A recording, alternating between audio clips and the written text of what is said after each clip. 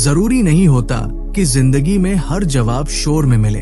कभी कभी एक ऐसा पल आता है जब सब कुछ शांत होता है, रात के सन्नाटे में या फिर रोजमर्रा की जिंदगी की भागदौड़ में, और उसी पल में हमारी आत्मा हमसे कुछ ऐसे सवाल पूछती है जो दिल अकेले नहीं संभाल सकता। क्या कोई मुझे देखता भी है? क्या कोई मेरी तकलीफ को समझता है? क्या मेरी जिंदगी बस यूं ही हो रही है या इसका भी कोई मकसद है? शायद आपने भी कभी ये महसूस किया हो।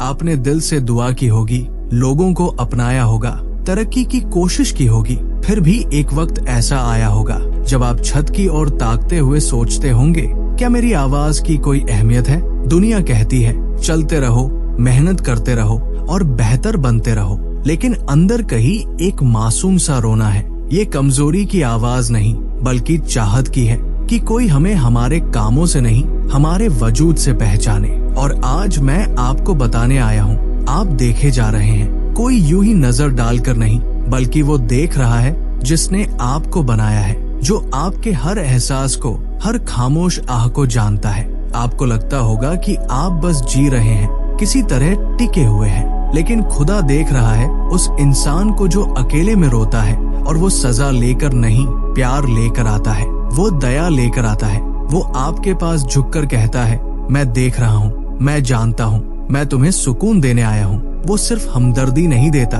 बल्कि एक नई नजर देता है। जब आप आईने में खुद को थका, छोटा, टूटा हुआ पाते हैं, वो आपको कुछ और ही दिखाता है।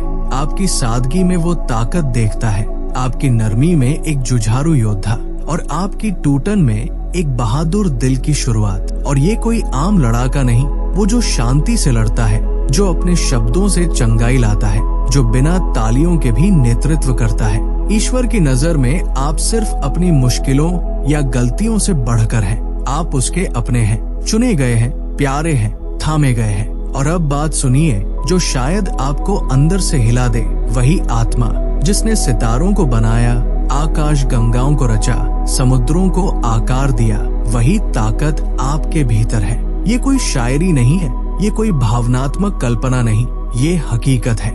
आप चाहे जितने भी सामान्य क्यों न लगे, भीड़ का एक चेहरा जैसा महसूस करें, लेकिन जब आप बाहर निकलते हैं, जब आप बोलते हैं, किसी के साथ दया से पेश आते हैं, सच्चाई से जीते हैं, आप ईश्वर की उपस्थिति को साथ लेकर चलते हैं। आप खाली नहीं हैं, आप लाचार नहीं हैं। आपके भीतर इतनी शक्ति है कि आप जहाँ भी जाएं, वहाँ की फिजा बदल सकती है, बस अपने विनम्र और गरिमामय होने से। ये घमंड नहीं है, ये भ्रम नहीं है, ये आपकी आत्मिक विरासत है। और शायद अब आप सोच रहे हो, लेकिन मैं गलतियाँ करता हूँ, मैं दूसरों को दुख देता हूँ, मैं खुद को भी तकलीफ देता हूँ। हाँ, हम सब गिरते हैं, हम सब से गलतियाँ होती है, लेकिन जरा गौर से सुनिए, ईश्वर ने आपको परिपूर्ण होने के लिए नहीं बुलाया है, बल्कि बदलने के लिए बुलाया है। उसने आपको आत्म संयम दिया है, ये ताकत दी है कि आप अपनी जुबान और अपनी नजरें काबू में रख सके। वो आपसे परफेक्ट होने की उम्मीद नहीं करता, बस इतना चाहता है कि आप उसके आत्मा के साथ चले। जब उसका आत्मा आप में भर जाता है, तो आपके शब्द जख्म नहीं देते, बल्कि चंगाई लाते हैं। वो उठाते हैं, जोड़ते हैं, उम्मीद देते हैं। आपकी आवाज एक दैवी गूंज बन जाती है। ये इसलिए नहीं कि आप बहुत अच्छे हैं, बल्कि इसलिए क्योंकि वो आप में जीवित है। अब एक बात और सुनिए जो आपके चलने का तरीका ही बदल देगी। आप यहाँ यूं ही नहीं हैं। इससे कोई फर्क नहीं पड़ता कि आपके जन्म प्रमाण पत्र पर क्या लिखा है या लोगों ने आपको बचपन में क्या कहा। आपकी कहानी चाहे जितनी भी बिखरी हो, आप कोई इत्तेफाक नहीं है। आपको देखा गया, चुना गया। समय की शुरुआत से पहले ईश्वर ने पूरी मानवता के ताने बाने को देखा और आपको ठीक वही रखा जहां आप आज हैं। सिर्फ जीने के लिए नहीं, बल्कि मार्गदर्शन करने के लिए, सेवा करने के लिए, प्रेम करने के लिए। आप अभी खुद को छोटा समझ सकते हैं, लेकिन स्वर्ग की नजरों में आप आने वाली नस्लों के नेता हैं। आप वो योद्धा हैं जो शेरों को चुप करा सकता है। वो शेर जो डर, शर्म और पछतावे की शक्ल में आपके भीतर गरजते हैं। आप वो विजेता हैं जो चिंता और असुरक्षा के सांपों को रौंद सकते हैं। आप सिर्फ कभी नहीं, बल्कि अभी के अभी विजेता हैं। आप पैदा ही जीतने के लिए हुए हैं। लेकिन अगर आईने में खुद को देखकर वो ताकत नजर नहीं आती, तो मैं आपको याद दिलाना चाहता हूँ, विश्वास वो चश्मा है जिससे आप खुद को वैसा देख सकते हैं जैसा आप वास्तव में हैं। आप तब नहीं जीतते जब आपके जज्बात साथ थे, आप तब जीतते हैं जब आप मान लेते हैं कि ईश्वर आपके बारे में क्या सोचता है। लड़ाई हथियारों से नहीं, विश्वास से जीती जाती है। ऐसा विश्वास जो कहता है मैं भले ही खुद को कमजोर महसूस करूं, लेकिन उसमें मैं मजबूत हूं। ऐसा विश्वास जो कहता है मुझे पूरी तस्वीर नहीं दिख रही, लेकिन मैं उस कलाकार पर भरोसा करता हूं जिसने इसे बनाया है। ऐसा विश्वास जो घमंड से नहीं बल्कि आत्मिक विश्वास से उठ खड़ा होता है। तो अगर आज आप खुद को टूटा हुआ महसूस कर रहे हैं, खुद को अदृश्य समझ रहे हैं, थक चुके हैं एक बेमतलब जिंदगी जीते हुए, तो बस एक पल ठहरिए, एक गहरी सांस लीजिए। जो आपकी आंखें नहीं देख सकती उसके पार देखिए। इन शब्दों को सिर्फ कानों से नहीं, आत्मा से सुनिए। आप पूरी तरह से देखे गए हैं। आप ईश्वरीय शक्ति से भरे हुए हैं। आपको दुनिया बनने से पहले ही चुना गया था, और भले ही राह कठिन हो, रातें लंबी हो, आप अकेले नहीं चल रहे। स्वर्ग आपके साथ चल रहा है। आत्मा आपके भीतर जीवित है। आपकी जिंदगी का मतलब है, आपके शब्दों का असर है, और आपकी मौजूदगी एक उद्देश्य लेकर आती है। इसी पल को शुरुआत बनाइए जहां आप खुद को अपनी गलतियों, समय सीमा या दूसरों की राय से नहीं तौलते, बल्कि इस पल को उस आवाज पर भरोसा करने का मोड़ बनाइए जो आपको बनाने वाले की है, न कि हालात की। आप सिर्फ वो नहीं है जो आपके साथ हुआ। आप सिर्फ अपनी गलतियों का जोड़ नहीं है।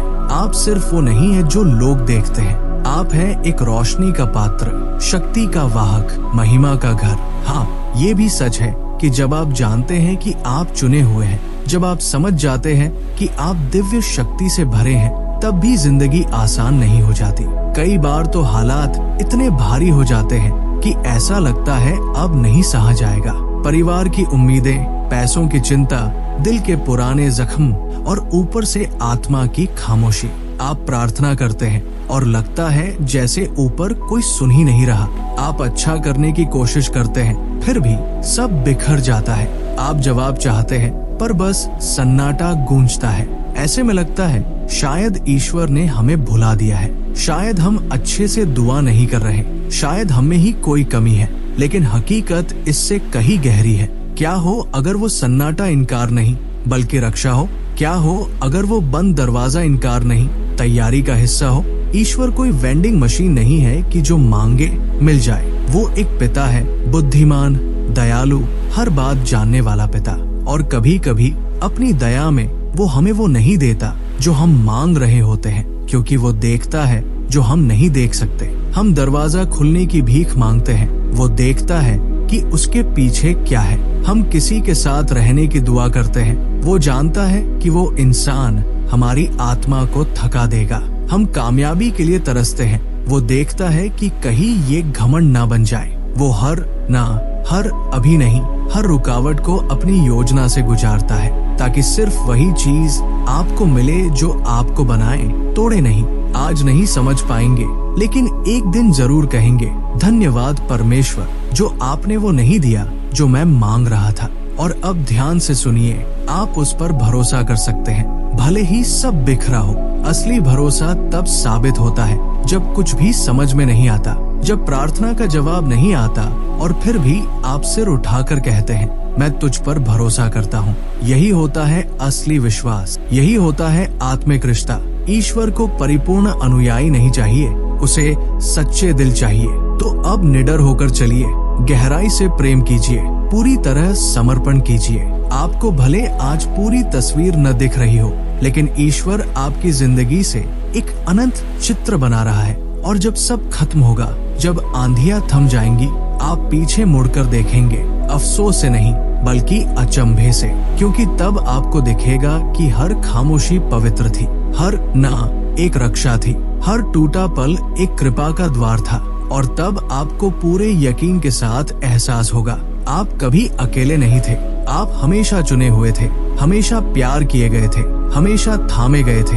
इस सच्चाई को अपने भीतर गहराई तक उतार लीजिए, और कल जब आप फिर से दुनिया का सामना करें, याद रखिए, आप सिर्फ जिंदा रहने के लिए नहीं बने, आप बनाए गए हैं खिलने के लिए, चमकने के लिए और अंतिम क्षण तक जीतने के लिए। और चाहे आप कितने भी दूर क्यों न लगे, आप अब भी सिर्फ एक सच्चे समर्पण से घर लौट सकते हैं।